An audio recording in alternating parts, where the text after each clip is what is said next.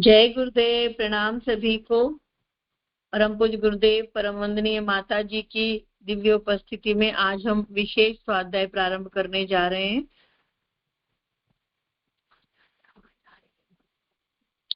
सुभाष चंद्र बोस जी की आज जयंती है और परम पूज्य गुरुदेव ने उनके बारे में लिखा है। सुभाष चंद्र बोस पुस्तक है 32 पन्ने की। परम पूज्य गुरुदेव परम वंदनीय माता जी की इस दिव्य उपस्थिति में समाधि स्थल शांति कुंज तीर्थ हरिद्वार से हम सभी इस जीवन को जानेंगे। ये देश भारत भूमि जिसने स्वतंत्रता प्राप्त करी, वह स्वतंत्रता थी राजनीतिक स्वतंत्रता। कितना त्याग, कितना तप, कितनी प्रतीक्षा, कितना संघर्ष, कितना बलिदान हमारे पूर्वजों ने किया इस राजनीतिक स्वतंत्रता के लिए। और उसके पीछे बल था अध्यात्म और उसके पीछे योजना थी परमात्मा की। परम पूज्य गुरुदेव इन सब में अपने योगदान को करते रहे। परम पूज्य गुरुदेव ने स्वयं स्वतंत्रता संग्राम सेनानी होने का एक रोल निभाया है, एक कर्तव्य पूरा किया है और उसी कर्तव्य को आगे बढ़ाते हुए परम पूज्य गुरुदेव ने महान पुरुषों की श्रृंखलाबद्ध तरीके से आने वाली पीढ़ी को उनके बारे में, उनके जीवन के बारे में बताने का कार्य किया है। हम सब धन्य हैं कि हमारे गुरु परम पूज्य गुरुदेव पंडित श्रीराम शर्मा आचार्य जी ने हमको अनेक महान क्रांतिकारियों के जीवन से परिचित कराया। आज हम पढ़ने जा रहे हैं हमारे पूर्वज सुभाष चंद्र बोस जी के बारे में, जिनका जीवन परम पूज्य गुरुदेव ने लिखा। गुरु सत्ता का ध्यान करते हैं, उनका आवाहन करते हैं। यह सुबह, दोपहर, शाम, सवेरे 11 से 12, दोपहर 3:30 से 4:30 और शाम 7:30 से 8:30 हम दिन में 3 बार पढ़ेंगे और इसको पूरा करेंगे। गुरु सत्ता का भी आवाहन करेंगे और रात्रि में हम विसर्जन का क्रम करेंगे। ओम गुरुर्ब्रह्मा गुरुर्विष्णु गुरुरेव महेश्वरः गुरुरेव परब्रह्म तस्मै श्री गुरुवे नमः। तस्मै श्री गुरुवे नमः। ओम श्री गुरुवे नमः। आवाहयामि, स्थापयामि, ध्यायामि, नमस्कारं करोमि। वेद माता, देव माता, माँ गायत्री हम सबको हमारे अंतस के ज्ञान को प्रकट करने का कार्य करें, इस प्रार्थना उनसे। वे अपने हृदय में हम सभी बुला रहे हैं उनको, वो आए और स्थान ग्रहण करें। ओम आयातु बलिदे देवी त्र्यक्षरी ब्रह्मवादिनी गायत्री छन्दसां मातः ब्रह्मयोने नमोऽस्तुते। ओम श्री गायत्र्यै नमः। आवाहयामि, स्थापयामि, ध्यायामि, ततो नमस्कारं करोमि। ओम नमोऽस्त्वनन्ताय सहस्रमूर्ते सहस्रपादाक्षिशिरोरुबावे सहस्रनाम्ने पुरुषाय शाश्वते सहस्रकोटियुगधारिणे नमः। सभी एक साथ गायत्री महामंत्र का उच्चारण करेंगे। ओम भूर्भुवः स्वः तत्सवितुर्वरेण्यं भर्गो देवस्य धीमहि धियो यो नः प्रचोदयात्। सुभाष चंद्र बोस जी के जीवन को परम पूज्य गुरुदेव पंडित श्री राम शर्मा आचार्य जी के साहित्य से हम सभी पढ़ेंगे। आइए शुभारंभ करते हैं।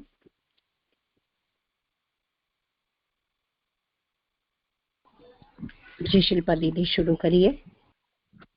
जय गुरुदेव दीदी जी, सभी को प्रणाम। आदरणीय स्वाति दीदी को बहुत बहुत प्रणाम। दीदी मैं शुरू कर रही हूँ।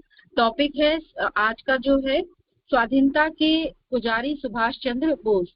महापुरुषों की अनेक श्रेणियां होती हैं। कोई विद्या बुद्धि की दृष्टि से अग्रगण्य होते हैं तो कोई परोपकार के लिए सर्वस्व अर्पण करने वाले होते हैं। कोई धर्म कर्तव्य और आदर्श चरित्र की दृष्टि से अनुकरणीय होते हैं और कोई अन्यान्य के प्रतिकार एवं निर्बलों की रक्षा के लिए आत्म बलिदान करने वाले होते हैं। इस प्रकार महापुरुष अनेक क्षेत्रों में कार्य करके मानवता की सेवा सहायता मार्गदर्शन करके अपने जीवन को सार्थक करते हैं और अन्य लोगों के सम्मुख एक ऐसा उच्च उदाहरण आदर्श उपस्थित करते हैं जिससे अनगिनत मनुष्य बहुत समय तक प्रेरणा प्राप्त करते हैं। नेताजी सुभाष चंद्र बोस ऐसे ही महामानवों में से थे। उनको उच्च विद्या बुद्धि पदवी पारिवारिक सुख सार्वजनिक सम्मान सब कुछ प्राप्त था। अन्य अनेक मानवीय और उच्च पदवी पर प्रतिष्ठित व्यक्तियों के समान सुख सुविधा का सार्वजनिक जीवन बिता सकना उनके लिए कुछ भी कठिन न था, पर इस सब का त्याग कर उन्होंने स्वेच्छा से ऐसा जीवन मार्ग ग्रहण किया जिसमें पग पर कांटे और खाई खंदक थे। उनका त्याग और साहस इतना उच्च कोटि का था कि इसे देखकर हजारों व्यक्ति उनके सामने ही अपने देशवासियों को मनुष्योचित अधिकार दिलाने के लिए तन मन धन अर्थात सर्वस्व अर्पण करने को तैयार हो गए। किसी ने सच ही कहा है कि वास्तविक प्रचार भाषणों लेखों वक्तव्यों से नहीं होता, वरन जो कुछ कहा जाए उसे स्वयं कार्य रूप में कर दिखाने का ही लोगों पर सबसे अधिक प्रभाव पड़ता है और साधारण व्यक्ति भी असाधारण कार्य करने को तैयार हो जाते हैं। यहाँ पर बात की जा रही है कई सारे अन्य महापुरुषों की, जिन्होंने किसी ने बुद्धि की दृष्टि से, किसी ने विद्या की दृष्टि से, किसी ने कोई ना कोई बड़े कार्य किए हैं। यहाँ पर हम आज नेताजी सुभाष चंद्र बोस के बारे में जानेंगे पढ़ेंगे। उन्होंने मतलब यहाँ लिखा है कि उनको उच्च विद्या वो पढ़ने में बहुत ही ज्यादा स्मार्ट थे और उनकी जो एजुकेशन थी बहुत हाई क्वालिटी की थी। बुद्धि उनकी बहुत ज्यादा शार्प थी, पद भी उनका बहुत अच्छा था और पारिवारिक सुख मतलब वो परिवार से भी बहुत सुखी थे। मतलब सभी कुछ उनको प्राप्त था, लेकिन उसके बावजूद भी उनके मन में एक ऐसा मतलब भाव आया कि हमें अपने देश के लिए कुछ करना चाहिए। दीदी पेज पलट रही हूँ। जन्म और परिवार।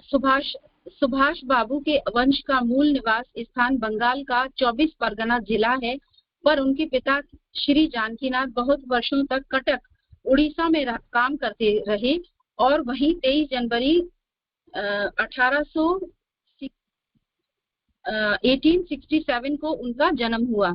उनके पिता आधुनिक अंग्रेजी शिक्षा के विशेष पक्षपाती थे, इसीलिए उन्होंने अपने सब बच्चों को आरंभ से ही कटक के यूरोपियन स्कूल में शिक्षा दिलवाई और बाद में यूरोप भेजकर उच्च शिक्षा की व्यवस्था की। सुभाष ने भी मैट्रिक तक की शिक्षा कटक में ही पाई। उसके पश्चात कलकत्ता के प्रेसिडेंसी कॉलेज में दाखिल होकर बीए पास किया।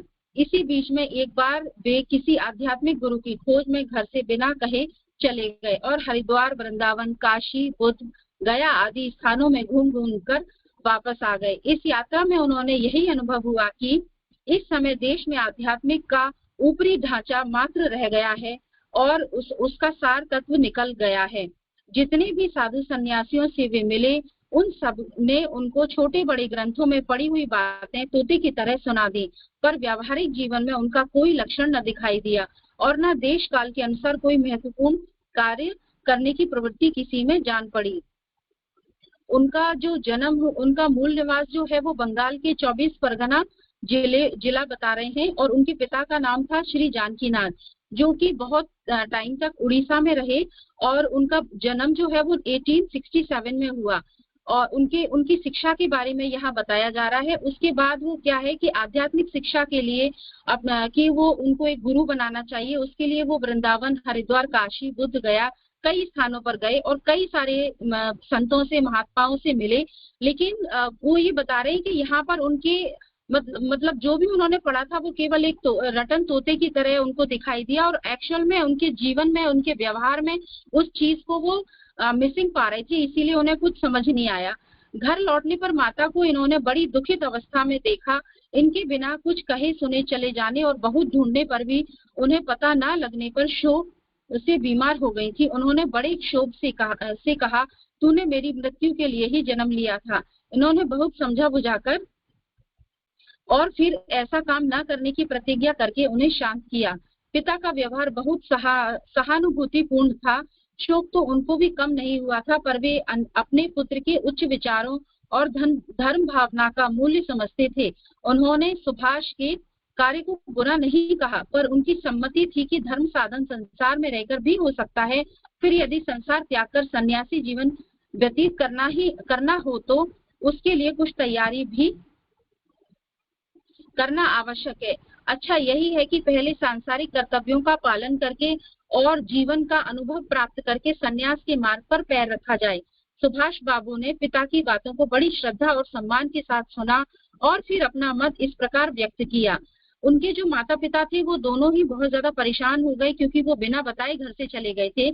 फिर उनके पिता जो थे बहुत ही अपने बच्चे को समझने वाले थे, एक अंडरस्टैंडिंग फादर थे, तो उन्होंने यही कहा कि बेटा आपको जो भी करना है, जैसा भी करना है, पहले आप अपनी पढ़ाई लिखाई, अपनी एजुकेशन जो है वो आप कंप्लीट कर लो और फिर आपको जो अच्छा लगे वो करो। और जब आप थोड़े समझदार हो जाओगे, मैच्योर हो जाओगे, तो आपको इन सब चीजों में चीजें जो है वो जल्दी समझ आने लगेंगी। इसमें बताया जा रहा है कि पहला पॉइंट जो है, संसार में रहकर भी धर्म किया जा सकता है, पर सबके लिए एक ही नियम काम नहीं दे सकता, क्योंकि सबका योग और सामर्थ्य एक समान नहीं होता।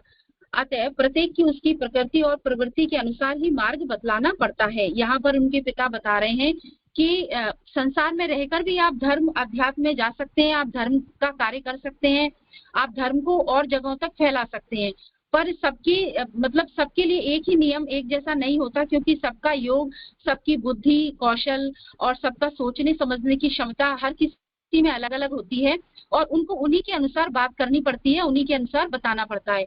दूसरा बताया जा रहा है कि त्याग के लिए अभ्यास और तैयारी की बात ठीक है, पर विभिन्न लोगों के संस्कार पृथक पृथक होते हैं और त्याग का आधार मुख्यतः मनुष्य के संस्कारों पर ही होता है। बहुत अच्छी बात बताई जा रही है कि हर किसी के संस्कार अलग अलग होते हैं और हर कोई, जैसे कि दीदी कोई नकारात्मकता में जाता है और कोई सकारात्मकता में। जैसे कोई कहता है कि आधा गिलास पानी है तो कोई कहता है कि आधा गिलास भरा हुआ है और कोई कहता है कि आधा गिलास खाली है। मतलब हर किसी की सोच अलग अलग होती है। ये उनके संस्कारों के ऊपर डिपेंड करता है कि उसमें किस तरह के संस्कार है, वो उस चीज को, उस परिस्थिति को किस वे में ले रहे हैं, वो उसको नेगेटिविटी में ले रहे हैं या पॉजिटिविटी में। तीसरा है कर्तव्य का निर्णय भी सापेक्ष दृष्टि से करना पड़ता है। उच्च कर्तव्य पालन की आवश्यकता उपस्थित होने पर निम्न कर्तव्य को दबा देना पड़ता है। पिता ने फिर पूछा कि शास्त्रों में जो कहा गया है कि ब्रह्म सत्य जगत मिथ्या, इसके संबंध में तुमने क्या समझा है? सुभाष ने कहा, जब तक यह बात केवल मुख से कही जाती है तब तक वह एक सिद्धांत मात्र है, पर जब उसके अनुसार व्यवहार किया जाता है तब वह सत्य है और उसे व्यवहार में लाया जा सकता है। जिन्होंने इस वाक्य को प्रचारित किया था वे उसके अनुसार चलते भी हैं और वे कह गए हैं कि अन्य लोग भी इस पर चल सकते हैं। जब पूछा गया कि इसको कौन व्यवहार में लाया था और उसका प्रमाण क्या है, तो सुभाष ने उत्तर दिया, प्राचीन ऋषि इस सिद्धांत के अनुसार आचरण करते थे। उन्होंने जो कहा है कि वेदाह मेतम पुरुषम महानतम, मैं उस परम पुरुष को जानता हूँ, यही इसका प्रमाण है। इस समय भी विवेकानंद ने इस आदर्श को कार्यान्वित किया और वही मेरा आदर्श है। इस प्रकार पिता ने उस नवीन अवस्था में ही पुत्र की आत्म त्याग और आत्मसमर्पण की मनोवृत्ति का परिचय प्राप्त कर लिया था। उनके पिता ने उनसे थोड़ा सा शास्त्रों के बारे में डीपली नॉलेज की, आपको कितना नॉलेज है, कितना आप जानते हैं, थोड़ा सा उनने पूछा कि आप ये बताइए कि ब्रह्म सत्य है या जगत मिथ्या, इसके संबंध में आप क्या कहना चाहते हैं।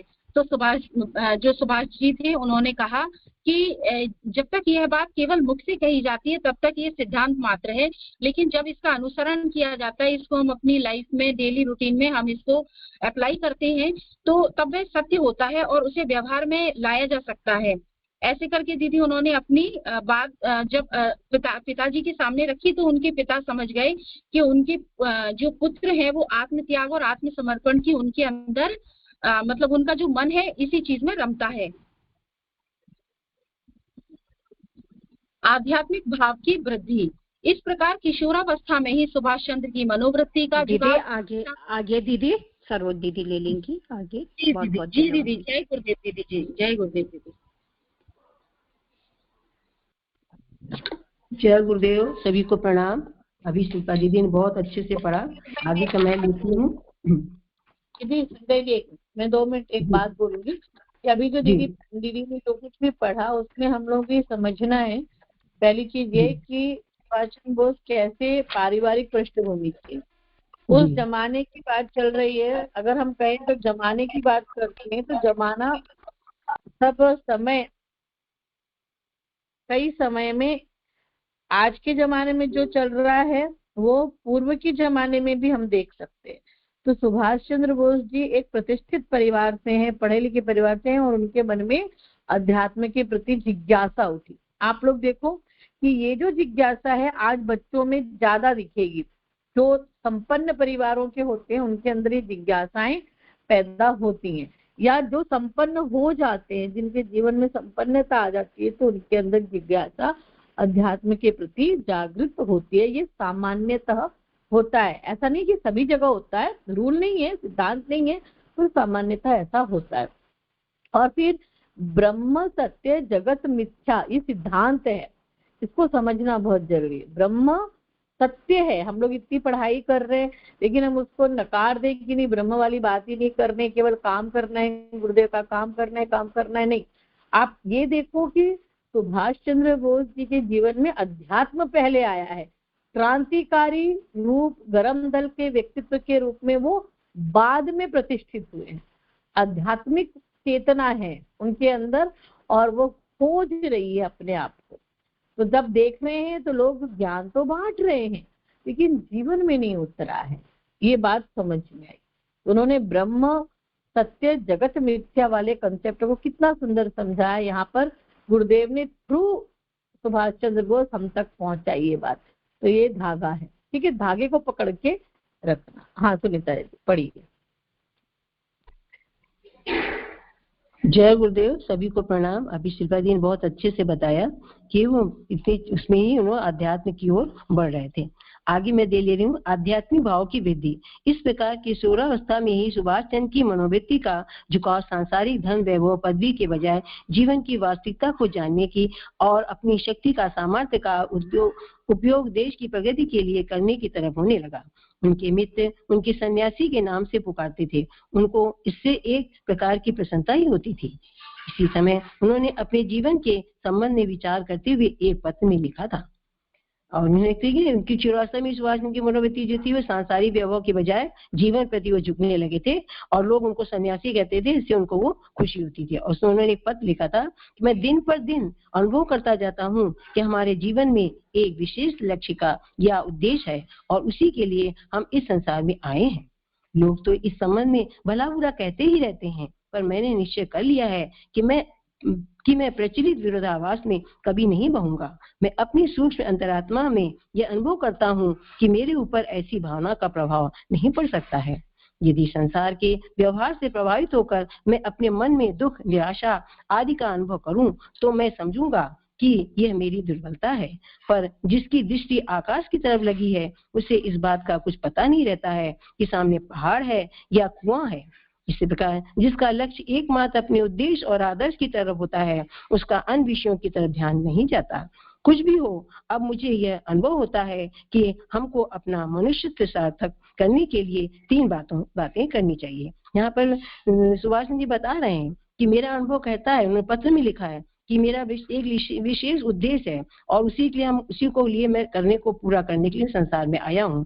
और उसमें लोग मुझको जो बड़ा बुरा कहें, चाहे जो कुछ भी कहें, लेकिन विरोधाभास हो, लेकिन मैं अपनी अंतरात्मा मेरी जो कह रही है वही करूंगा। और उससे जिसका ध्यान इसमें बने, जिसका ध्यान आकाश की तरफ होता है, वो कुछ भी नहीं ध्यान रखता है और आगे वो बढ़ता जाता है, चाहे पहाड़ हो चाहे कुआं हो, वो अपने लक्ष्य की ओर बढ़ता ही जाता है। आदमी ने 3 बातें लिखी है: भूतकाल को साकार बनाना, वर्तमान काल को उत्पन्न करना, भविष्य काल का निर्माण करना। ये 3 बातों की व्यवस्था इस प्रकार की मैं प्राचीन काल के समस्त इतिहास और संसार की समस्त सभ्यताओं का अध्ययन करूंगा। दूसरा है, मुझे अपना अध्ययन ही भी करना चाहिए, अपनी चारों तरफ की दुनिया को अच्छी तरह समझना चाहिए। मुझे भारतवर्ष और दुनिया की वर्तमान अवस्था की पूरी जानकारी प्राप्त करनी चाहिए और इसके लिए देशों की यात्रा करना आवश्यक है। मुझे भविष्य संदेश वाहक परफेक्ट होना है, तो इसके लिए प्रगति के नियमों का पता लगाना आवश्यक है।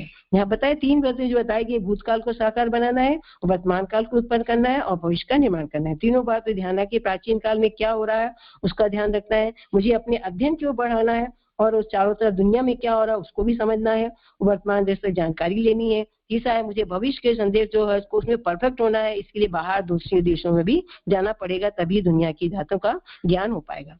पूर्वी और पाश्चात्य दोनों सभ्यताओं की प्रवृत्तियां को समझना जरूरी है, जिससे मनुष्य जाति के भावी लक्ष्य को निर्धारित किया जा सके। इस संदर्भ में जीवन दर्शन का अध्ययन और मनन करना भी सहायक होता है। इस उद्देश्य की पूर्ति के लिए हमको अपना कार्य भारतवर्ष से ही आरंभ करना चाहिए। यहाँ बताया ना कि अब उसके लिए हमको करना है तो ऐसे कार्य हमको अपने भारत देश से ही करना है, पूरे देश में जाना पड़ेगा, और लेकिन ये कार्य हमको अपने देश से ही शुरू करना पड़ेगा। क्या यह एक महान उद्देश्य नहीं है? निसंदेह इस विचार को कार्यान्वित करना बड़ा कठिन है, पर इसकी चिंता नहीं है।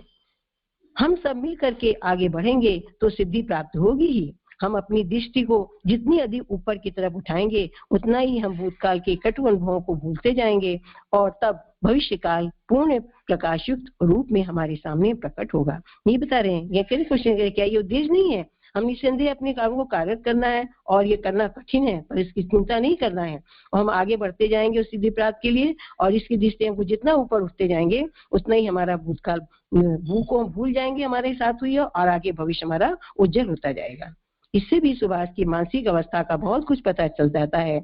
उनको छोटी आयु से ही यह अनुभव हो गया था कि मानव जीवन केवल खाने पीने और भोग करने के लिए नहीं, वरन भगवान ने हम सबको इस जगत में किसी उच्च आदर्श की पूर्ति के लिए भेजा है। प्राय यह कहा जाता है कि मनुष्य संसार का सर्वश्रेष्ठ प्राणी है, पर यह सिद्धांत उसी समय चरितार्थ हो सकता है जब हम धन, वैभव और सुख सुविधा प्राप्त करने की सामान्य मनोवृत्ति को त्याग कर अपनी निगाह ऊपर की तरफ उठाते हैं। जब हम परमात्मा के आदेश का पालन करने के लिए अपने संकीर्ण स्वार्थ को छोड़कर त्याग और तपस्या द्वारा मानव प्रगति में सहयोग देने के लिए आगे बढ़ेंगे, तभी हम इस स्वर्णिम भविष्य को प्राप्त करने में सफल मनोरथ हो सकेंगे। इनका मनन करते करते जब अपने देश और यहाँ की निवासियों की स्थिति को समझा तो उन्होंने फिर एक अन्य पत्र अपनी भावनाओं को प्रकट करते हुए लिखा। यहाँ पर ये बता रहे हैं कि मानसिक अवस्था बहुत कुछ पता चल गया, उन्हें छोटी आयु में अनुभव हो गया था कि मानव जीवन सिर्फ खाने पीने और भोग विलास के लिए नहीं है, उनको उच्च आदर्श बनाना है। और प्राय मनुष्य और का जो है मनुष्य संसार का सर्वश्रेष्ठ प्राणी है और प्राय मनुष्य इसी पर उस पर चलता हुआ आगे धन, वैभव की सुख सुविधा में उसको नहीं खोना है। परमात्मा के पालन का पालन करके, छूट त्याग करके, तपस्या और उसके सहयोग बढ़ते जाएंगे, तभी हमारा स्वर्णिम भविष्य अच्छा हो सकेगा और हम अपने मनोरथ को पूर्ण कर सकेंगे। और इसके लिए उन्होंने जब जाना कि हम यहाँ के संसार के निवासियों क्या परिस्थितियां, उनको जानने के लिए उन्होंने फिर ये प्रकट करते हुए एक पत्र लिखा। जीवन सरिता में 2 परस्पर विरोधी स्रोत बहते रहते हैं। एक स्रोत मंगल कल्याण की तरफ ले जाता है और दूसरा स्रोत नीचे की तरफ ले जाता है, बाहर ले जाता है। इन दोनों के साथ संघर्ष करते रहना ही जीवन का पुरुषार्थ है। इसमें एक तो ऊपर ले जाता है जिसको ऊंचे उठने के लिए, और जो गर्व से होते हैं वो नीचे ऊपर चल जाते हैं, तो इसमें जीवन पुरुषार्थ ही करना चाहिए। इस समय भारतवर्ष एक नए जीवन में प्रवेश कर रहा है। तमोमयी अंधेरी रात्रि का अवसान होकर मंगलमयी उषा का प्रकाश भारतीय गगन को सुशोभित कर रहा है। इस दृश्य को इस समय कौन भारतीय युवक नहीं देख रहा है और अनुभव नहीं कर रहा है? हम लोग धन्य हैं जिन्होंने इस समय जन्म लिया और वर्तमान अश्वमेध यज्ञ की पूर्ति के लिए संविधाएं एकत्रित करने का सौभाग्य प्राप्त किया है। एक बार नेत्र खोलकर देखो कि पूर्वी आकाश में नवीन सूर्योदय की कैसी शोभा हो रही है। चारों तरफ भविष्य दृष्टा महापुरुष उच्च स्वर में शंखनाद करके आगामी प्रकाश युक्त भविष्य का आवाहन कर रहे हैं। क्या तुम इसमें भाग नहीं लेने के लिए अपनी अंतरात्मा का स्वर नहीं मिलाओगे? यहाँ पे क्वेश्चन कर रहे हैं कि हमेशा भारत हमारा नए जीवन में प्रवेश कर रहा है, हमारी अंधेरी रात जा रही है, उसका अवसान हो रहा है और मंगलमयी प्रकाश आने वाला है। तो क्या हम उसमें भारतीय हैं युवक उसको नहीं देख सकते? उसमें हम लोग अपना भागीदार नहीं बनेंगे? और यश अश्वमेध यज्ञ के लिए हमको उसके संविधाएं एकत्रित नहीं करनी पड़ेगी? अगर इसमें हमको मतलब हम लोग को अपनी पुरुषार्थ करना ही है, आगे को बढ़ाना ही है और चारों तरफ महापुरुष हैं वो संगनाद करके भविष्य हमारा उज्जवल हो, इसके लिए वो अपना कर रहे हैं। तो क्या हम अपनी अंतरात्मा की स्वराज को नहीं सुनेंगे? मतलब आगे हमको बढ़ना है, आगे कार्य को करना है। सुभाष बाबू के उद्गार निश्चय ही उनके अंतरात्मा से निकल रहे थे, तभी आगे चलकर उन्होंने देशोद्धार के लिए इतना त्याग और साहसपूर्ण कदम उठाया जिससे आज तक उनका यश देश भर में फैल रहा है। अपनी मातृभूमि और स्वदेश बांधवों की कष्टपूर्ण अवस्था उनको उसी समय व्याकुल कर रही थी और उनका मन बार बार कुछ करने के लिए उद्वेलित हो रहा था। पर देश समझते थे कि बिना पूरी तैयारी किए, बिना अपने को योग्य और शक्तिशाली बनाए हम कोई बड़ा काम नहीं कर सकते। इसलिए आरंभ में उन्होंने संसार भर के इतिहास और सभ्यताओं के उत्थान पतन के कारणों का अध्ययन और मनन करने का निश्चय किया। वे जैसे जैसे इस मार्ग पर आगे बढ़ते गए, उनको अपने देश की वास्तविक दशा, उनके पतन के कारण और ऊंचा उठने के लिए भावी कार्यक्रम का ज्ञान होता गया। इससे उनकी अंतरात्मा निरंतर देश और समाज के प्रति अपना कर्तव्य पालन करने और अपने स्वार्थ का बलिदान करने के लिए छिटपटाने लगी। वे बार बार अपने साथियों को समझाते हुए इस प्रकार के प्रेरणादायक उद्गार प्रकट करने लगे। बहुत ही सुंदर ढंग से बताया है कि सुभाष बाबू को उद्गार अंतरात्मा उनके निकल रहे थे, वो क्यों देश को उद्धार करने के लिए उनको महत्वपूर्ण कदम उठाना है। आज उनका यह देश में चारों, इसीलिए आज इतने छोटेपन से दिया था, आज उनका ये चारों तरफ फैला हुआ है और मातृभूमि की उन्होंने बांधवों की कष्टपूर्ण अवस्था को देख करके वो व्याकुल हो रहे थे और बार बार उनका मन उद्वेलित हो रहा था और समझते कि पूरी तैयारी के बिना हम अपने शक्तिशाली देश को नहीं बना सकते। इसलिए आरंभ से उन्होंने इतिहास और वार्ताओं को उत्थान पतन जितने भी होते गए वे आगे आगे मार्ग पर बढ़ते चले गए और देश की वास्तविक दशा का पतन का कारण ऊंचा उठने के लिए उनका कार्य करने के लिए उनका मन छटपटाने लगा और वे आगे आगे बढ़ते गए और उन्होंने इसके अपने इस प्रकार उद्गार प्रकट किए। क्या किया? देश के लिए उन्होंने अपने उद्गार दिए, तुम फिर से मनुष्य बनो। किसी कवि की यह बात मुझे अत्यंत प्रिय जान पड़ती है क्योंकि इसमें बड़े उच्च भाव का समावेश है। तुम्हारे मेरे राम, श्याम, हरि, मोहन आदि के सम्मिलित होने से ही तो भारत बना है। यदि हम मनुष्य बन सके तो भारत जागृत हो जाएगा। भारत की कंकाल मात्र देह के भीतर अब भी प्राण धक कर रहा है। भारत की उच्च कोटि के विचारक बार बार यही बात को समझा रहे हैं। इससे अब सो विचार इस बात का है, इतना भाव, दुख, दरिद्रता, पारस्परिक ईर्ष्या, द्वेष, कायरता आदि के होते हुए भी भारत के लिए मन में आशा का उदय होता है। इसका क्या कारण है यह कहा नहीं जा सकता है। यहाँ पता है कि तुम कह रहे तुम मनुष्य बनो और कवि ने ये बहुत ही अच्छा कहा है कि तुम मनुष्य बनो, मनुष्य बनो। ये कितना अच्छा बताया है क्योंकि इसमें बड़े उच्च भाव की समावेश किया गया है। हमारे देश में ही राम, श्याम, हरि इतने आदि होने से ही हमारा ये भारत देश बना है और इसीलिए भारत महान कहलाता है। और यदि मनुष्य बन करके जागृत नहीं होते तो भारत के कंकाल मात्र में देकर रह जाएगा। और इसमें आज भी भगवान की का जो है प्राण धक धक करता रहता है। भारत उच्च कोट के विचारों को समझा रहे हैं, इसलिए हमको सोच विचार के इस बात को करना है और आगे बढ़ते जाना है। क्या हम इसमें नहीं जा सकते कि हमारा आशा का उदय हो जाए। इसलिए अपने आप को पहचान कर अपने कर्तव्य का पालन करो। तुमको जो शक्ति प्राप्त हुई है उसको और विकसित करो। अपने हृदय के नवीन उत्साह से भरो। अपनी कल्पना पर नवीन आशा का आधिपत्य स्थापन करो। यौवन के आनंद और शक्ति को अपनी एक एक नस में संचारित करो। इससे तुम्हारा आंतरिक जीवन सूर्य की किरणों से प्रकाशित मार्ग के समान सुस्पष्ट और विकसित बन जाएगा।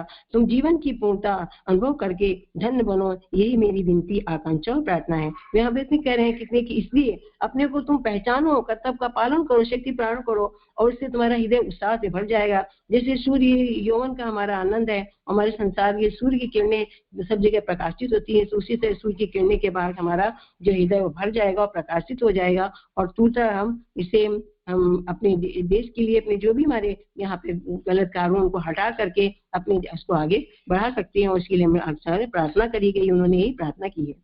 हमें तरस आता है कि आजकल के अधिकांश लोगों पर जो जानते ही नहीं है कि जीवन का उच्च आदर्श क्या चीज होती है। फिल्मों के असली गीतों के सिगरेट आदि ने उनके मनुष्यत्व को प्राय नष्ट कर डाला है और वे लैला मजनू बनने में ही अपने जीवन की सहायता समझते हैं। अगर कुछ जोश आया भी तो वह गुंडागर्दी करने में खर्च होता है और आपस में ही छुरेबाजी करना बड़ी वीरता का चिन्ह माना जाने लगा है। ये सुभाष बाबू के उद्गारों को पढ़े और समझे, नियमों को मनोभाव कैसे होने चाहिए और उनके किस प्रकार अपने जीवन को ऊंचा बनाना चाहिए। जान पड़ता है आजकल के युवकों के सामने जैसे कोई श्रेष्ठ आदर्श रह ही नहीं गया है और उन्होंने इंद्रिय परायणता को ही अब सबसे बड़ा काम और जीवन का उद्देश्य मान रखा है। सुभाष बाबू का जीवन बताता है कि किस प्रकार उन्होंने घर में सब प्रकार की सुख सामग्री होने पर भी इन सूक्ष्म बातों की तरफ आंखें न उठाकर मानवता के लिए त्याग बलिदान को ही मनुष्य का जन्म चरम फल माना है और उसे कार्य रूप में परिणत कर दिखाया है। वे स्वयं ही महानता के इस मार्ग पर अग्रसर नहीं हुए वरन अन्य भी हजारों व्यक्तियों को प्रेरणा देकर देशभक्त और स्वाधीनता का सैनिक बना दिया। यहाँ पे बहुत अच्छी बताया गया कि हमें तरस आता है कि हमारे जो नवयुवक हैं वो उनको किसी तरह कोई नहीं ले रहे, वो सोच ही रहे हैं कि जीवन हमारा क्या उच्च आदर्श क्या चीज होना चाहिए। वो फिल्मों में उनकी सिगरेट पीना, ये देना, लैला मजनू इसी तरह बने रहते हैं और माया मुंह में करते हैं और ज्यादा जो उनको समय है तो गुंडागर्दी में खर्च करते हैं और ये छुरेबाजी में करते हैं और उनका यही उनकी अपनी वीरता दिखाते हैं। लेकिन सब देते हैं उन्होंने कहा कि आप लोग क्या है अंदर देखिए, सुभाष बाबू के उद्गार को पढ़ें और ऊंचा बनाने पड़े। तो आजकल लोग ऐसे आदर्श नहीं हो पा रहे हैं, इनको बढ़ाएं। अपनी इंद्रियों की लोलुपता और उसी में लगे पड़े हैं, संसार में क्या हो रहा है उसको नहीं ध्यान देते हैं। उसी में उद्देश्य बनाना है और उसी का आगे बढ़ना है, तभी कार्य सब हो सकता है। उसमें उनकी आंखें, उनके पास सब कुछ वैभव था, सुभाष जी की सब कुछ वैभव संपन्नता थी, लेकिन उनके ध्यान अपने वैभव में नहीं था। उनका उद्गार जो था त्याग और बलिदान ही मनुष्य का चरम बन गया और उससे पालन करते हुए स्वयं ही महानता के मार्ग पर अग्रसर नहीं हुए वरन हजार व्यक्तियों को भी इस मार्ग पर वो सैनिक बनाते गए। आज भी सुभाष के जीवन से हम अपने जीवन को उच्च और सार्थक बनाने की शिक्षा प्राप्त कर सकते हैं। उन्होंने विश्वविद्यालय की उच्च शिक्षा प्राप्त की, उस जमाने की सबसे बड़ी परीक्षा ICS पास की, पर अपना लक्ष्य सदा दूसरों के उद्धार और उपकार के लिए ही अपनी शक्ति और योग्यता को उपयोग करना मानते रहे और उसे बहुत ही अच्छी तरह पूरा करके दिखा दिया। अब यहाँ पर बता रहे कि अब आज हम उनकी उच्च शिक्षा महान मानते हैं और शिक्षक उन्होंने अच्छी उच्च शिक्षा प्राप्त करी थी, उसमें विश्वविद्यालय और शिक्षा प्राप्त की और उस जमाने में ये बड़ी परीक्षा ICS पास को उन्होंने अपना लक्ष्य बनाया और उससे उन्होंने दूसरों का भी उद्धार किया और अपना भी उद्धार किया और योग्यता पार करके भी बहुत ही अच्छा पूरा करके उन्होंने दिखाया और उसके आगे बढ़ते गए। जय गुरुदेव, सभी को प्रणाम। आगे कल दीदी ले लेंगे। जय गुरुदेव, प्रणाम दीदी, सभी को प्रणाम। बहुत ही सुंदर भी सुनीता दीदी ने पढ़ी। जो जीवन था सुभाष चंद्र बोस का कि मानव कि अगर हम कुछ ना बन सके, हमें एक मानव बनना चाहिए और इसके लिए सारी सुख सामग्री होते हुए भी वो चाहते तो एक श्रेष्ठ जीवन, एक सुखी संपन्न जीवन जी सकते थे, लेकिन इस सब का बलिदान करके मानवता के लिए उन्होंने सब कुछ त्याग और बलिदान कर दिया। आगे मैं ले रही हूँ विदेश यात्रा और राष्ट्रीय आंदोलन में योगदान। तीर्थ भ्रमण से लौटकर घर वालों की इच्छा अनुसार सुभाष बाबू ने फिर पढ़ना आरंभ कर दिया और इंटरमीडिएट की परीक्षा पास करके प्रेसिडेंसी कॉलेज में पढ़ने लगे। कॉलेज में पढ़ते उनको थोड़ा ही समय हुआ था कि वहां के एक अंग्रेज अध्यापक ने किसी भारतीय छात्र को गालियां दी। जातीयता के अभिमान सुभाष को यह सहन नहीं हुआ और उन्होंने समस्त विद्यार्थियों को संगठित करके कॉलेज में हड़ताल कर दी। इससे कॉलेज के अधिकारी, जो अधिकांशतः अंग्रेज ही थे, इनसे बहुत असंतुष्ट हुए। इन पर गाली देने वाले प्रोफेसर को पीटने का दोषारोपण किया गया और कॉलेज से निकाल दिया गया। इस पर सुभाष अपने पिता के पास कटक चले और वहीं 2 वर्ष तक निवास करते रहे। अंत में श्री आशुतोष मुखर्जी के प्रयत्न से, जो उस समय कलकत्ता यूनिवर्सिटी के वाइस चांसलर थे, उनको फिर स्कॉटिश चर्च कॉलेज में पढ़ने की अनुमति मिली और सन 1918 में BA पास करके MA में दाखिल हो गए और घर वालों और पिता की इच्छा थी कि वे विद्यालय जाकर ICS की परीक्षा पास करें। सुभाष चंद्र सरकारी नौकरी के लिए बिल्कुल तैयार न थे, पर घर वालों के बहुत दबाव देने से विलायत चले गए। इसमें उनका एक उद्देश्य यह भी था कि विदेश यात्रा करके अपने ज्ञान और अनुभव को परिपक्व करें। वे अच्छी तरह जानते थे कि जब तक हम संसार की दशा निरीक्षण करके विदेशियों की शक्ति और अपनी निर्बलता का कारण न समझ लेंगे, तब तक देशोद्धार का कोई प्रभावशाली उपाय किया जा सकना संभव नहीं है। इस विषय में उनके मनोभाव क्या थे, यह उनके अपने मित्र को लिखे एक पत्र से प्रकट होता है। तो जब वो घर छोड़कर, बीच में पढ़ाई छोड़कर, घर छोड़कर धर्म के लिए, अध्यात्म के मार्ग पर वो निकले थे, जब वहां से वापस लौटे तो फिर से इन्होंने पढ़ाई शुरू की। और जब पढ़ाई शुरू करने के बाद इनको कॉलेज के किसी प्रोफेसर द्वारा जब जातीयता के नाम पर भारतीयों को जब गालियां दिया जाने लगा, तो इनको इस प्रोफेसर के पीटने के आरोप में ही स्कूल से निकाल दिया गया। और फिर ये आगे पढ़ाई जारी रखें और ये ICS, जो इनकी इच्छा भी नहीं थी, लेकिन घर वालों की इच्छा के दबाव के कारण ये विलायत चले गए पढ़ने के लिए। और इनका उद्देश्य भी था विदेश यात्रा करके और ज्ञान और अनुभव परिपक्व करें। तभी जब तक उनकी विदेशियों की शक्ति को और उनकी निर्बलता के कारण को नहीं समझ लेंगे, तब तक देश का उद्धार नहीं हो सकता है। इसी कारण से वो विदेश भी पढ़ने के लिए चल गए। और क्या उनके अंदर मनोभाव था, इससे एक पत्र में अपने मित्र को लिखे एक पत्र में प्रकट कर रहे हैं कि मैं एक विषम समस्या में पड़ गया हूँ। कल ही घर से संवाद आया है कि मैं विलायत जाकर अध्ययन करूँ। मुझे इसी समय वहाँ की यात्रा करनी पड़ेगी, पर इस समय जाने से वहाँ की किसी नामी यूनिवर्सिटी में दाखिल हो सकने की आशा नहीं है। घर वालों की इच्छा तो यह है कि कुछ महीने पढ़कर ICS की परीक्षा में बैठ जाऊं। मेरी अपनी इच्छा यह है कि विलायत जाकर किसी अच्छी यूनिवर्सिटी की उपाधि प्राप्त करूं, जिससे आगे चलकर मैं अपने देश की शिक्षा संबंधी क्षेत्र में काम कर सकूं। पर यदि मैं इस समय घर वालों से यह कह दूं कि मैं सिविल सर्विस की परीक्षा नहीं दूंगा, तो फिर मेरी विदेश यात्रा का प्रस्ताव सदा के लिए समाप्त हो जाएगा। इस अवस्था में मैं इस अवसर को छोड़ दूं या किसी प्रकार उसे स्वीकार कर लूं, यह निश्चय नहीं कर पाता। फिर एक कठिनाई यह है कि यदि मैं सिविल सर्विस की परीक्षा में पास हो गया तो क्या होगा? सरकारी नौकरी कर लेने पर तो मेरा उद्देश्य ही समाप्त हो जाएगा। तो ये असमंजस वाली स्थिति में थे। चूंकि इन सुभाष चंद्र बोस के पिताजी चाहते थे कि वो ICS की परीक्षा में, सिविल सर्विस की परीक्षा में बैठे, लेकिन ये चाहते थे कि किसी अच्छी यूनिवर्सिटी से उपाधि प्राप्त कर ले ताकि अपने देश में शिक्षा संबंधी क्षेत्र में काम कर सके। लेकिन अगर वो ऐसा करते तो उनके घर वाले शायद मना कर देते, लेकिन वो सिविल सर्विस की परीक्षा पास करके कोई सरकारी नौकरी करना भी नहीं चाह रहे थे। इस प्रकार घर वालों के आग्रह और विदेशों का अनुभव प्राप्त करने के उद्देश्य से श्री सुभाष विलायत यात्रा के लिए सहमत हो गए और इंग्लैंड पहुंचकर कैम्ब्रिज यूनिवर्सिटी में अध्ययन करने लगे। पर वहां भी आपका ध्यान सिविल सर्विस की परीक्षा पास करने के बजाय भारतीय समस्याओं की और ही अधिक था। इस संबंध में आपने एक पत्र में बतलाया था कि वहां जाने के बाद भी उनका सिविल सर्विस परीक्षा पास करने के बजाय जो भारतीय समस्याएं चल रही थी, जो हमारा देश गुलाम था, यहीं पे उनका ध्यान अधिक था। यहाँ पर इंडियन मजलिस नाम की भारतवासियों की एक संस्था है जिसका प्रति सप्ताह एक अधिवेशन होता है और बीच बीच में बाहर के प्रसिद्ध वक्ताओं को भी बुलाया जाता है। एक बार श्रीमती सरोजनी नायडू ने युवकों का साम्राज्य विषय पर भाषण दिया था। पिछली बार श्री पियर्सन का व्याख्यान सुनने को मिला। मेरे आने से कुछ समय पहले तिलक महाराज भी इसमें पधारे थे। सरकार के इंडिया ऑफिस में उसमें बाधा डालने की चेष्टा की थी, पर सफलता न मिल सकी। यहाँ रखने वाले भारतवासियों के विचार बड़े उग्र हैं। तिलक महाराज ने जब अपने विचार नरमी के साथ प्रकट किए तो सबने उसका प्रतिवाद किया। तो जब ये पहुंचे विदेश इसके पर, तो वहाँ पता चला कि यहाँ भी एक अधिवेशन होता है कि इंडियन मजलिस के नाम से भारतवासियों की एक संस्था है और प्रत्येक सप्ताह वहाँ भी अधिवेशन हो रहा है। तो जो प्रसिद्ध वक्ताओं को भी बुलाया जा रहा है, श्रीमती नायडू, सरोजिनी नायडू और तिलक महाराज जी, ये सारे भी पधार चुके थे इनके पहुंचने से पहले। यहाँ के लोग बड़े उद्यमशील हैं, सबको समय की कीमत का ज्ञान है और काम करने का एक नियत ढंग है। ये लोग सब काम की घड़ी की तरह नियत घंटा मिनट पर करते हैं। ये लोग पक्के आशावादी भी हैं, जबकि हम जीवन में सुखों के विषय में ही अधिक विचार करते हैं।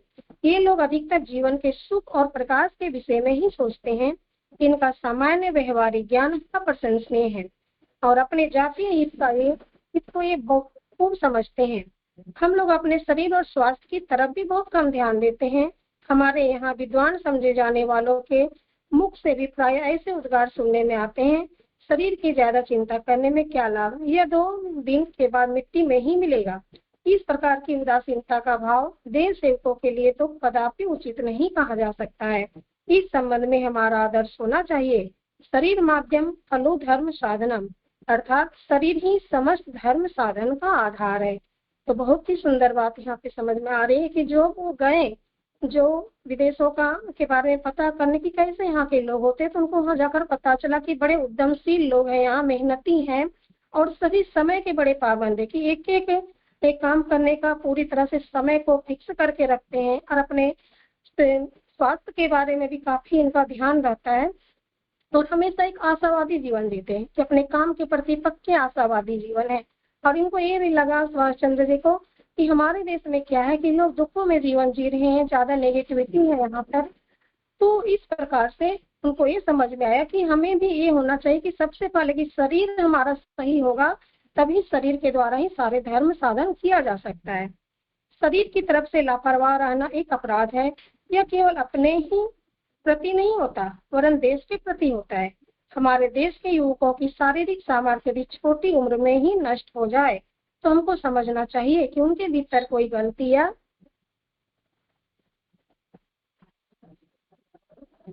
संकीर्णता रह गई है। हमें से प्रत्येक को मन में यह भाव रखना चाहिए कि यह शरीर हमारा नहीं है वरन हम इसके एक ट्रस्टी संरक्षक के समान है। तो जो कहते हैं ना कि हमें सबसे पहले अपने शरीर ये भगवान का मंदिर है, तो इसका हमें ध्यान रखना चाहिए। तो ये बताया कि सबसे पहले शरीर हमारा नहीं है, इसके हम संरक्षक मात्र हैं, ये हमें मिला है, इसका हमें ध्यान रखना चाहिए।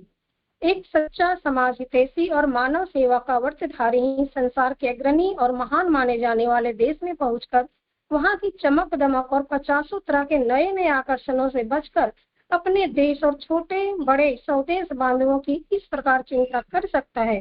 सुभाष बाबू ने इंग्लैंड में अंग्रेज जाति के उन्नति के कारणों पर ध्यान दिया और उनमें जो बातें उनको लाभदायक जान पड़ी उनके विषय में तुरंत अपने भारतीय मित्रों को सूचित किया ताकि कम से कम वे तो उनसे कुछ शिक्षा ग्रहण करके अपने को देश सेवा के अधिक उपयुक्त बनावे। तो जब वो गए तो वहाँ पे ये लग रहा है, जब वो विलायत गए तो उनके जो जितना उनको लगा, जो अच्छा चीज लगा, उनको वो ग्रहण करके और अपने जो साथी थे जो देश में पत्र के द्वारा सभी को बताते रहे। उन्होंने स्वास्थ्य रक्षा के संबंध में जो कुछ लिखा वह वास्तव में बहुत आवश्यक और उपयोगी है।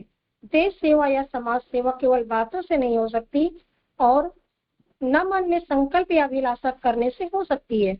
जब तक हमें इस प्रकार की सेवा करने लायक योग्यता और शक्ति न होगी तब तक हम इस संबंध में कितनी ही चर्चा परामर्श करें अथवा उत्साह दिखलाएं पर उसका कोई परिणाम नहीं निकल सकता। अगर मनुष्य का स्वास्थ्य ही ठीक नहीं है और रोगी बनकर चारपाई पर पड़ा रहता है या कोई परिश्रम का काम नहीं कर सकता तो वह हार्दिक इच्छा रखने पर भी सेवा और परोपकार के मार्ग में कोई उल्लेखनीय कार्य कर नहीं दिखला सकता। शरीर यद्यपि एक भौतिक चीज है पर वह आत्मा का आवास है और हमारी आत्मा और मन बुद्धि भी अपनी अभिव्यक्ति के लिए उसी के आश्रित है। इसीलिए भारतीय ऋषियों ने धर्म साधन का एक प्रमुख उपकरण अथवा सहायक शरीर को भी बतलाया है। सुभाष बाबू के हृदय में देशभक्ति का जो सागर हिलोरे मार रहा था वह तब तक अपना कुछ प्रभाव नहीं दिखला सकता था जब तक कि वे उसके लिए आवश्यक परिश्रम और कष्ट सहन करने की शक्ति न रखते हों। इसीलिए वे निरंतर इस तरफ दृष्टि रखते थे और अपने साथियों को भी सदा इसकी प्रेरणा देते रहते थे। सबसे बड़ी चीज जो उनको मिली वो था कि स्वास्थ्य रक्षा के संबंध में जो कुछ भी उन्होंने लिखा, जो कुछ भी जाना, वो सबसे ज्यादा उपयोगी लगा कि अगर हम देश सेवा के लिए कुछ भी करना चाहते हैं तो उसके लिए हमारा एक स्वस्थ शरीर का होना आवश्यक है। कि सिर्फ संकल्प ले ले, अभिलाषा ले ले और हमारा शरीर ही काम ना करे, हम निठल्ले पड़े रहे या रोगी बनकर चारपाई पर पड़े रहे तो वो उत्साह हमारा कोई काम का नहीं होता है। इसीलिए अगर हार्दिक इच्छा रखने पर भी सेवा और परोपकार का मार्ग अगर हमारे अंदर है भी और हमारा शरीर ही सही नहीं है तो नहीं हो सकता है। इसलिए बता रहे हैं कि शरीर क्या आत्मा का आवास है और आत्मा और मन बुद्धि भी अपनी अभिव्यक्ति के लिए उसी के ऊपर आश्रित है। इसलिए जितने भी हमारे भारतीय ऋषि मुनि थे उन्होंने धर्म साधन का एक प्रमुख उपाय शरीर को बताएं कि इसमें धर्म साधन करने के लिए सहायक के रूप में शरीर ही है। और सुभाष बाबू के अंदर भी जो देशभक्ति का सागर हिलोरे ले रहा था वो कुछ करके दिखलाना चाह रहे थे। उसके लिए आवश्यक था कि अपने परिश्रम और कष्ट सहन करने की शक्ति, और इसीलिए वो अपने साथियों को भी सदा इससे अवगत करवा रहे थे। जय गुरुदेव। प्रणाम दीदी। दीदी अगला टॉपिक और लेना आगे क्या?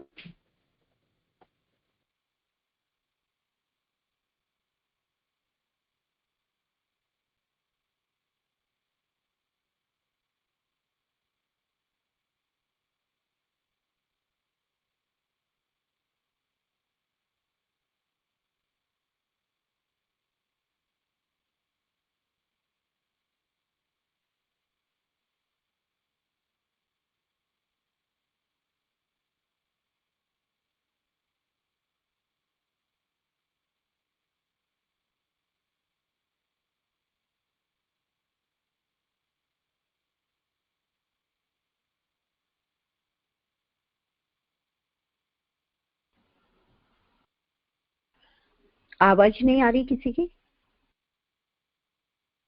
नहीं दीदी आ रही है, मैं वेट कर रही थी। आवाज आ रही थी, बच्चों को बोलना था।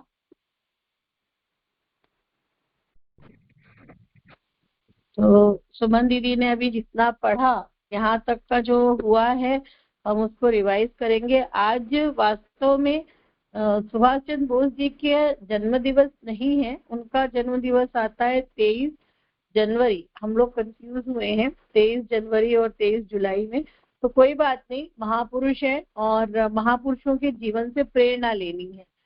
तो सौभाग्य है हम सबका कि हम सुभाष चंद्र बोस जी को पढ़ रहे हैं और हो सकता है वही चेतना इस रूप में भी प्रकट हुई हो। तो हम लोग सन वगैरह कंपेयर करें, कहीं ना कहीं कुछ ऐसा होगा कि सुभाष चंद्र बोस और चंद्रशेखर वो चेतना और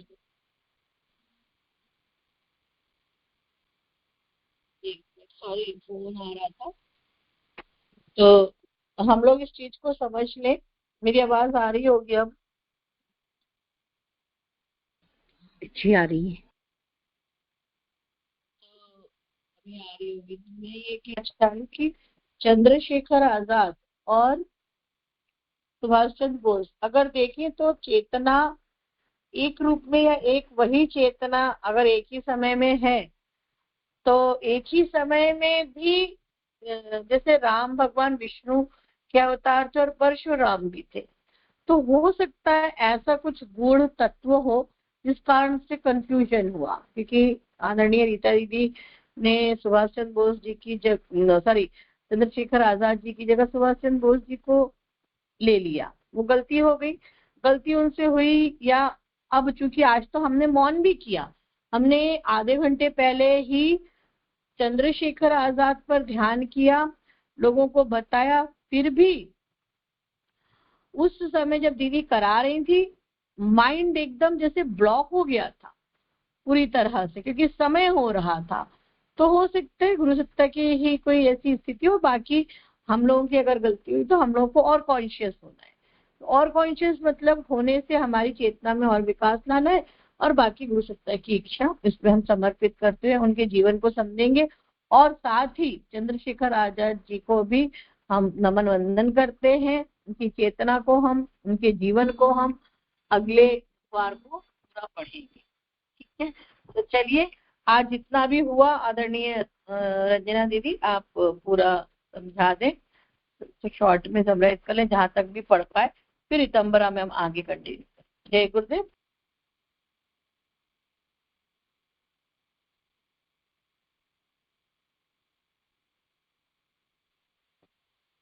रंजना दीदी, रीता दीदी, आप लोग हाँ जी रंजना दीदी, आप आवाज नहीं जी, आवाज नहीं आ रही रंजना दीदी की। तो चलिए, हम लोगों ने नेताजी सुभाष चंद्र बोस के जीवन दर्शन को जाना था।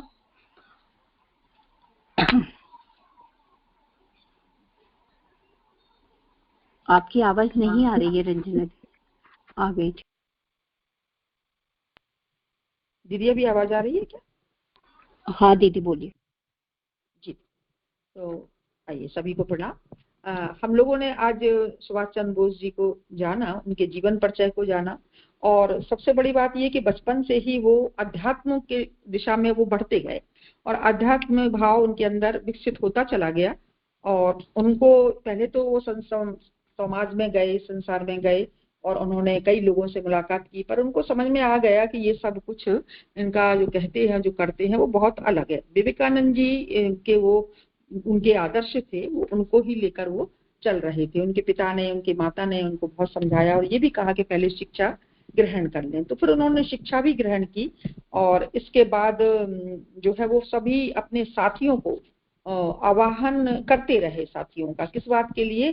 कि उनको अपने देश की आजादी के लिए उनको बुलाते रहे और उनका जो भाषण था या उनका जो बोलने का तरीका था वो ऐसा था कि सभी जो है वो उनके पीछे चलते चले गए और उनकी बातों को वो अपने जीवन में उतारते चले गए। उन्होंने हमेशा यही कहा कि जीवन जो है उसको ऊंचा उठाना है, हमें उसके लिए क्या करना है, हमें सिर्फ अपने कहना चाहिए स्वार्थपूर्ण जीवन नहीं जीना है, हमें जो है देश के लिए कुछ करना है। फिर उन्होंने विदेश यात्रा भी की और विदेश यात्रा करने का उनका एक ही उद्देश्य था। पिता चाहते थे कि वो ICS की पढ़ाई करें और सिविल सर्विसेज की दें, एग्जाम दें और सर्विस करें, पर वो नहीं चाहते थे सर्विस करना। पर उनको एक बात समझ में आ गई थी कि हम विदेश में जाएंगे तो वहां का अनुभव प्राप्त करेंगे, देखेंगे कि वहां वो लोग क्या करते हैं, फिर अपने देश में आकर उसको जो है वो लागू करेंगे। पर यदि पिता से कहते हैं कि हम सर्विस नहीं करेंगे तो शायद जाने ना दिया जाए।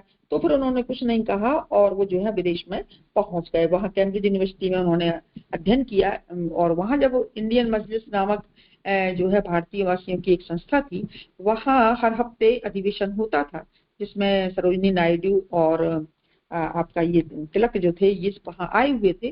तो उनको उन्होंने सुना और यहाँ सबसे बड़ी बात जो उन्होंने बताई थी वो ये बताई थी कि जो विदेशी लोग हैं वो अपने स्वास्थ्य का बहुत ध्यान रखते हैं, पर हम भारतीय क्या करते हैं? हम भारतीय लोग अपने देश, अपने शरीर का, अपने स्वास्थ्य का ध्यान नहीं रखते हैं। तो उन्होंने ये बात, सुभाष चंद्र बोस ने ये बात कही कि भाई हमें अपने शरीर का ध्यान रखना बहुत आवश्यक है। कारण यदि स्वास्थ्य की रक्षा नहीं करेंगे तो देश सेवा कैसे होगी, समाज सेवा कैसे होगी? ये बातों से तो होगी नहीं, संकल्प लेना पड़ेगा और इसके लिए हमें स्वस्थ होना पड़ेगा। क्यों?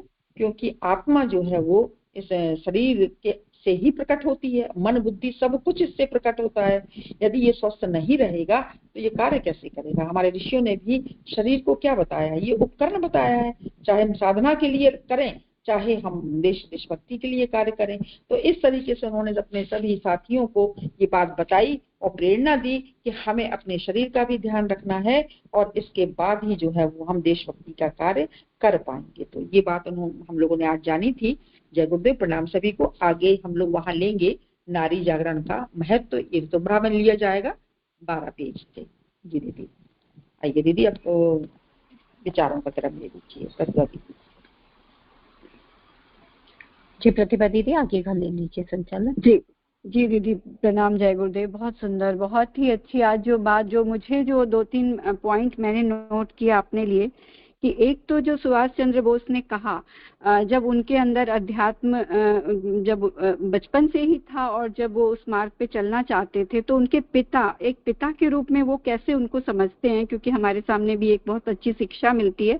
जैसे कि स्वाति दीदी ने कहा कि आज जो संपन्न परिवार में हैं, जिनको सब कुछ बचपन से मिल जा रहा है, तो फिर उनको लगता है जीवन में और क्या करें, तो वो एक अध्यात्म, एक वैराग्य, जो कि सच में वो ऐसा प्रतीत होता है। लेकिन उनके पिता ने जिस तरह से उनको समझाया कि पहले जीवन को जी के देखो, पहले सही तरीके से अनुशासन, फिर उस पे चलो, तब जा करके सही रूप में वो कर पाओगे उस कार्य को।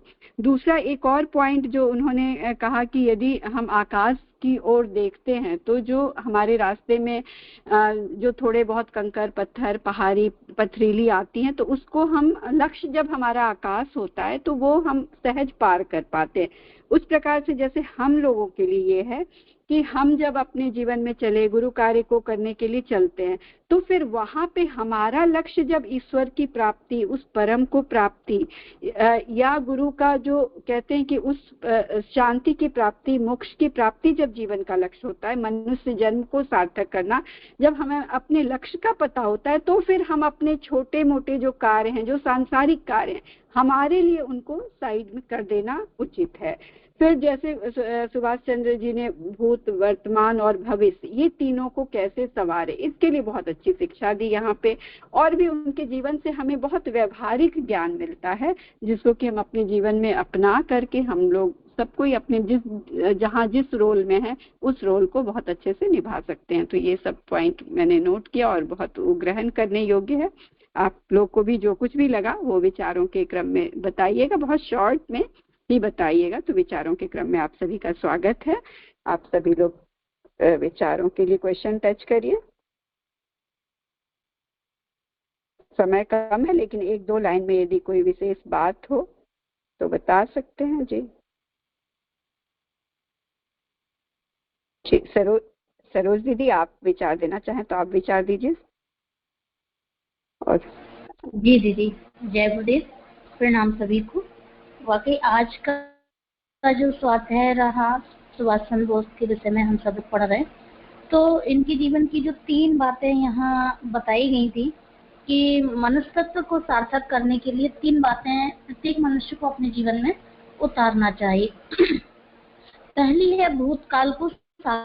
भूतकाल से मतलब ये नहीं कि हमारे साथ जो भूतकाल में हुआ तो हम उसको गुनते रहें कि हमने कैसा किया या क्या हुआ हमारे साथ। उसका है कि हम इतिहास से कुछ प्रेरणादायी सीखें, वो कुछ सकारात्मक ले आगे बढ़े। फिर दूसरा है वर्तमान काल को उत्पन्न करना। वर्तमान काल केवल अपना ही नहीं, आसपास का वातावरण, जो व्यक्ति हैं, आसपास जो दुनिया है, उनको सभी को जाने समझें, मतलब अपने को अपडेट रखते रहें कि पूरी दुनिया में हो क्या रहा है, क्या चल रहा है। तो ये भी वर्तमान काल को उत्पन्न करना। तीसरा है भविष्य काल का निर्माण करना। तो भविष्य काल का निर्माण करने के लिए जो कुछ भी हमने सीखा है, जो अभी तक हमने अपने भूतकाल से लिया या वर्तमान में जो हम ले रहे हैं, उन सभी को ले जा करके भविष्य में हम क्या कुछ कर पाएंगे, एक ऊंची योजना के साथ आगे बढ़ने का, मनुष्य जाति को ऊंचा उठाना है, उसके लक्ष्य को निर्धारित करना है। तो ये सब बातों को लेकर के अपने जीवन दर्शन के अध्ययन को करना, उसका मनन करना, यही 3 बातें बहुत ही अच्छी लगी। जय गुरुदेव दीदी, प्रणाम। ये दीदी और आगे आपने। जी दीदी, प्रणाम दीदी। आज समय भी हो गया है दीदी, तो आगे का क्रम भी आप देख लें। मुझे लग रहा है विचार जब अभी समय भी हो गया हमारा। धन्यवाद। तो मंजू दीदी आ जाए सत्संकल्प पाठ के लिए, क्वेश्चन टच करें। जी मंजू दीदी, सत्संकल्प पाठ लीजिए। 3 पर्जन आहुति के लिए क्वेश्चन टच कर ले। प्रणाम दीदी, जय गुरुदेव सभी को। बहुत सुंदर स्वाध्याय है आज का। आज का सत्संकल्प 7वां है। समझदारी, ईमानदारी, जिम्मेदारी और बहादुरी को जीवन का अविच्छिन्न अंग मानेंगे। अर्थात हम अपनी जिंदगी में अगर कोई निर्णय ले रहे हैं तो उसको बहुत समझदारी से सोच समझ कर हमें निर्णय लेना होगा। अगर गलत निर्णय हो जाता है, समझदारी का योजना किए रहे तो हमारा भविष्य अंधकारमय हो जाता है। और ईमानदारी में क्या है कि अगर हम समाज में कोई कार्य कर रहे हैं तो हमें पूरी ईमानदारी के साथ कार्य करने हैं। गुरु कार्य भी हम करते हैं तो उसमें पूरी ईमानदारी, पैसे का एक एक हिसाब रखकर ही हमें पूरी ईमानदारी के साथ कार्य करेंगे, तभी हम समाज में एक अपना एक स्थान बना पाएंगे। और जिम्मेदारी में के बारे में गुरुदेव जी का कहना है कि जिम्मेदारियों से लोगों को अपने उत्तरदायित्व का सही समय पर निर्णय लेना चाहिए। और इसलिए अपने स्वार्थी से निकलकर अपना स्वार्थ न देखते हुए हमें परमार्थ की ओर ध्यान देते हुए कार्य करना चाहिए। और इसी को एक अच्छी जिम्मेदारी निभाने का गुण कहते हैं। बहादुरी के लिए गुरुदेव जी का कहना है कि हमारी जिंदगी में कई उलझनें आती हैं, कई परेशानियां आती हैं, तो हमें उस समय हमें अपना उत्साह कम नहीं करना है, ज़्यादा परेशानी में ज़्यादा दुख में नहीं डूबना है। गायत्री मंत्र का सहारा लेते हुए बड़ी बहादुरी के साथ हमें प्रारब्धों को काटना है, और अगर हमारे जीवन में सुख आता है तो उसमें भी ज़्यादा उछल कूद नहीं करना है और उसे सहजता के साथ हमें जीवन यापन करना है। इसी को एक बहादुरी कहेंगे। और जहाँ पर भी कष्ट हो, किसी को कोई परेशानी हो, उसका हमें सहायता करना, बड़ी बहादुरी से देश की सेवा करना। जैसे कि आज सुभाष चंद्र बोस का हमने स्वाध्याय किया कि उन्होंने विदेश में जाकर एक नीति सीखी कि वो अपने देश पर उन्होंने लागू की, और फिर उसी अनुसार अपने देश में उन्होंने नियम कानून बना के अपने देश को आज़ादी में सहयोग प्रदान किया। जय गुरुदेव दीदी, प्रणाम सभी को। जी मंजू दीदी। रानी शर्मा दीदी, आप गायत्री महामंत्र महामृत्युंजय मंत्र की आहुतियों से क्रम शुरू।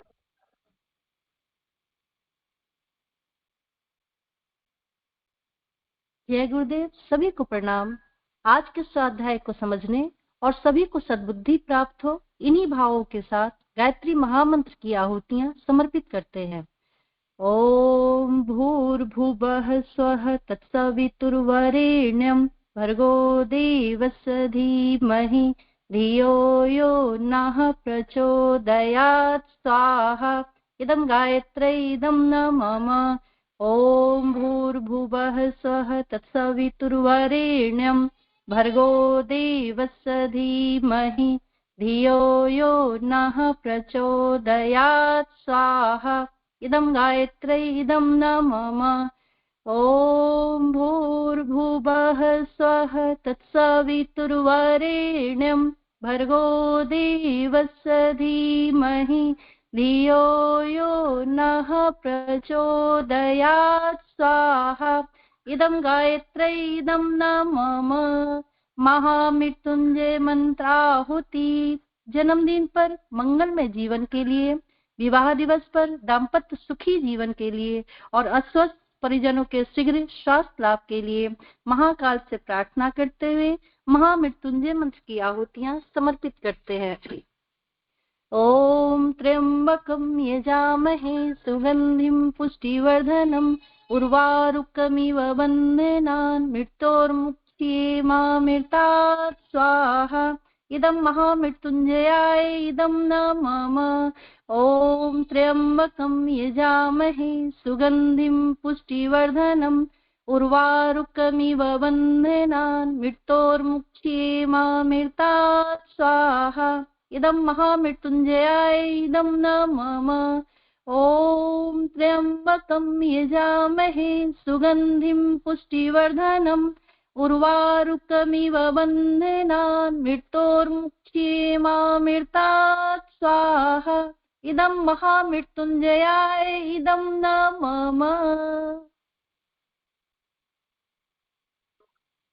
दिवंगतात्मानं शांत्यर्थम आहुति। वे परिजन जिन्होंने स्थूल शरीर छोड़ दिया है, उनकी आत्मा की शांति एवं सद्गति की प्रार्थना करते हुए भावपूर्ण आहुति। ओम सन्नो मित्रः संवरुणः सन्नो भवत्यवर्यमा सन्न इंद्रो बृहस्पतिः सन्नो विष्णुरुक्रमः स्वाहा। इदं दिवंगतात्मनं शान्त्यर्थम् इदं न मम।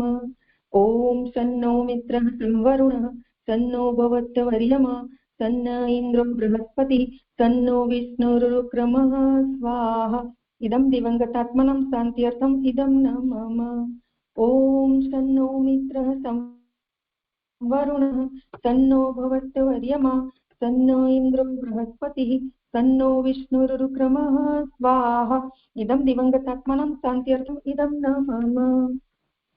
पर्यावरण पुष्ट्यर्थम् आहुति। ओम पृथिव्यै स्वाहा स्वाहा। ओम अंतरिक्षाय स्वाहा स्वाहा। ओम सूर्याय स्वाहा स्वाहा। ओम चंद्राय स्वाहा स्वाहा। ओम नक्षत्रेभ्यः स्वाहा स्वाहा। ओम अदभ्यः स्वाहा स्वाहा। ओम औषधिभ्यः स्वाहा स्वाहा। ओम वनस्पतिभ्यः स्वाहा स्वाहा। ओम चराचरेभ्यः स्वाहा स्वाहा। ओम सरीसृपेभ्यः स्वाहा स्वाहा। इदं पर्यावरण पुष्ट्यर्थम् इदं न मम।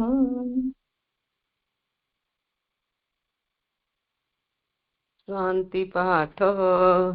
जल में, स्थल में, नभ में और विश्व में शांति हो, इसी भावना के साथ शांति पाठ। ओम द्यो शांति अंतरिक्षगम शांति पृथ्वी शांति रापः शांति रोषधयः शांति वनस्पतयः शांति विश्वे देवा शांति सर्वगम शांति शांतिरेव शांति सामा शांतिरेधि। ओम शांति शांति शांति सर्वारिष्ट सुशांतिर्भवतु। विदाई तो नहीं करनी है दीदी। ओम नमः स्वनंताय सहस्रमूर्तये सहस्रपादा शिशुरोरुभावे सहस्रनाम्ने पुरुषाय शाश्वते सहस्रकोटि युगधारिणे नमः सहस्रकोटि युगधारिणे नमः। सभी का धन्यवाद।